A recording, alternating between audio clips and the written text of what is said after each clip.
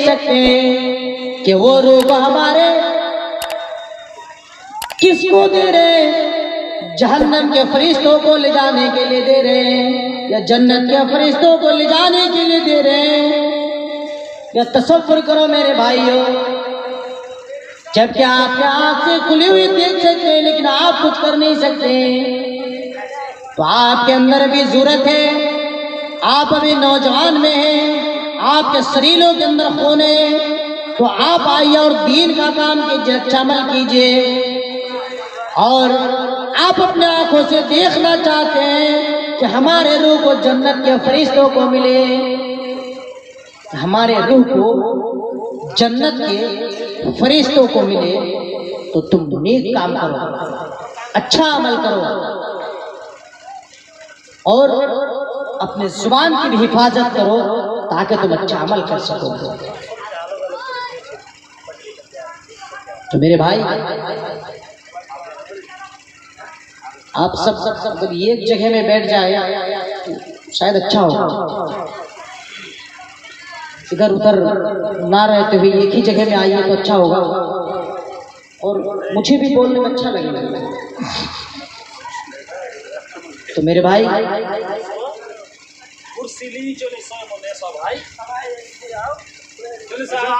जब आप आज आगे आ जाइए,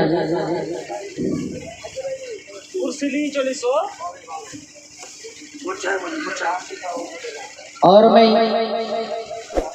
एक बात खास तौर पर कहना चाहूंगा कि हमारे माँ और बहन को, इन पर्दा नशीन ख़वातीन को, कि जब अल्लाह के रसूल सल्लल्लाहु अलैहि वसल्लम को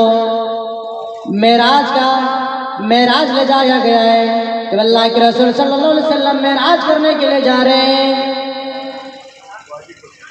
और उस वक्त अल्लाह के रसूल सल्लल्लाहु अलैहि वसल्लम देखते हैं कि औरत ज्यादा जहन्नम में,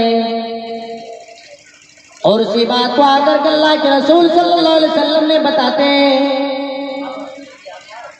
क्या औरतों, ऐ खातून, मैंने सबसे ज्यादा जहन्नम में, मैंने सबसे ज्यादा जहन्नम के अंदर औरतों को देखा हूँ, औरतों को मैंने सबसे ज्यादा जहन्नम के अंदर देखा हूँ। और उस वक्त अल्लाह के रसूल सल्लल्लाहु अलैहि वसल्लम जिस बात को बयान कर रहे हैं, देखे मेरे प्यारे भाइयों और मेरे प्यारे बहनों और इस गाँव की औरतों, सुनो, इस बात पर जरा गौर करना कि जब अल्लाह के रसूल सल्लल्लाहु अलैहि वसल्लम इस बात को कह रहे हैं, ऐलान कर रहे हैं कि मैंने सबसे ज्यादा औरतों को जहन्नम के अंदर देखा हो, और वो जहन्नम के अंदर देखने के बाद, जहन्नम के अंदर देखने के बाद ऐलान कर रहा है, तो ये खातून आ जाती अल्लाह के रसूल सल्लल्लाहु अलैहि वसल्लम के पास और पूछते हैं, अल्लाह के रसूल, आप जरा बताएंगे कि जहन्नम के अंदर औरत क्यों सबसे ज्यादा है, क्यों सबसे ज्यादा औरत जहन्नम के अंदर है।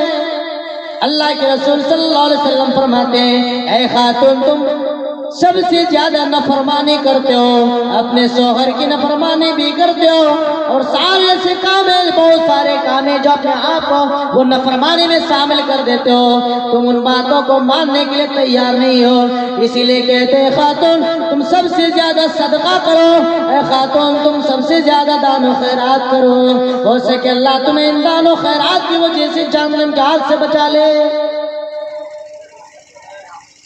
हमारे माए बहने सुने कि अल्लाह के रसूल सल्लल्लाहु अलैहि वसल्लम कहते हैं, और लोग भी सवाल भी कर रहे हैं, आज हमारे अंदर ये जरूरत नहीं है कि हमें जब कुरान और हदीस की सुन्नत की बातें बताए तो हम भी उससे सवाल करें जा करके कि क्यों और किस वजह से इस तरीके से मामला सामने आ जाते हैं। लाखों करोड़ों जलसे में जा रहे हैं, सुन रहे हैं, लेकिन किसी की हिम्मत नहीं है। जब हजरत हमारे फारूक के जमाने में लोगों को जमा करे हुए हैं, लोग इकट्ठा हुए हैं, लोग जमात के साथ बैठे हुए हैं, और उस हिम्मत देखिए, जरूरत को देखिए। हजरत उमर फारूक कहते हैं, क्या इंसान, ऐ नौजवानों के जमात, ऐ लोगों, अगर मैं तुम्हें अल्लाह और उसके रसूल के दायरे से हट करके कुछ बात करने के लिए कहूँ, अगर अल्लाह और उसके रसूल की तरफ से और अल्लाह और उसके रसूल के दायरे से हट करके कुछ काम करने के लिए कहूँ, तो तुम क्या करोगे? जब ये बात कहते पहला मर्तबा सारे नौजवान और उस नौजवान की जमात चुप रह जाते हैं, खामोश रह जाते हैं, कुछ नहीं बोलते हैं। और फिर दूसरी बात किसी बात को रिपीट कर रहे हैं, क्या है नौजवानों के जमात, तुम क्यों नहीं बोलते हो? क्यों नहीं बोलते हो? क्यों चुप हो? क्यों खामोश हो? अगर अल्लाह और उसके रसूल के दायरे से हट करके कोई बात करने के लिए कहो तो तुम क्या करोगे? खामोश रहते लोग, कुछ नहीं बोलते। डर है, अमीरुल मोमिनीन है, उस वक्त के वो बादशाह है, लीडर है, उसके सामने बोलना तो भाई जाहिर सी बात है, डर तो लगेगी। वो डर रहे हैं, कुछ नहीं कह रहे हैं। जब तीसरी बार इस बात को रिपीट कर रहे हैं, दोहरा रहे हैं, ऐ नौजवानों के जमात तुम क्यों नहीं बोल रहे हो? खामोश क्यों हो? तुम बोलो।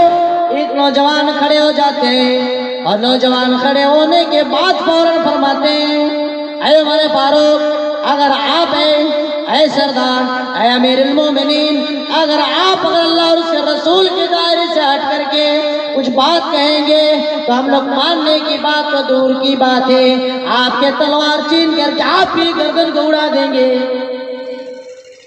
क्या आपकी तलवार को छीन करके आपकी गर्दन पर चला देंगे, आपके गर्दन उड़ा देंगे?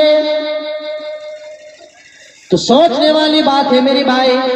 बताओ मेरे प्यारे साथियों, उन नौजवानों के अंदर दीन के जोश कितने हैं, उनके अंदर जुर्रत देखिए, उनके अंदर हिम्मत तो देखिए। जो अमीरुल मोमिनीन है, वो प्रधानमंत्री है, वो पीएम है, वो देश के प्रधानमंत्री है, उस वक्त के वो अमीर है, और उसके सामने जब इस तरीके की बात किया जा रहा है तो इस तरह से जवाब दे रहे हैं, क्या है आपके अमीरुल मोमिनीन, आपके तलवार को छीन करके आपकी गर्दन उड़ा देंगे।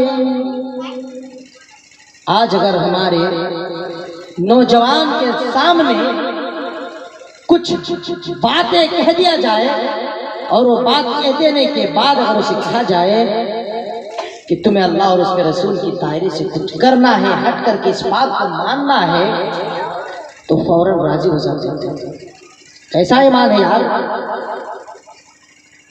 आपके अंदर ईमान नहीं है, क्योंकि आपके अंदर अगर ईमान होते, अगर आपके अंदर जुर्रत है, आपके अंदर हिम्मत है, तो आप उस तरीके से जवाब दीजिए कि अगर आप हमारे दीन से हट करके कुछ बात करेंगे और हमें करने के लिए कहेंगे, मैं हरगिज नहीं करूंगा, और ये चीज इसे जवाब हो तो जवाब देना। आज हमारे अंदर हिम्मत नहीं है, क्योंकि हमारे अंदर ईमान की कमजोरी है। हम बेबस हो चुके हैं, हम मजबूर हो चुके हैं, ईमान नहीं है।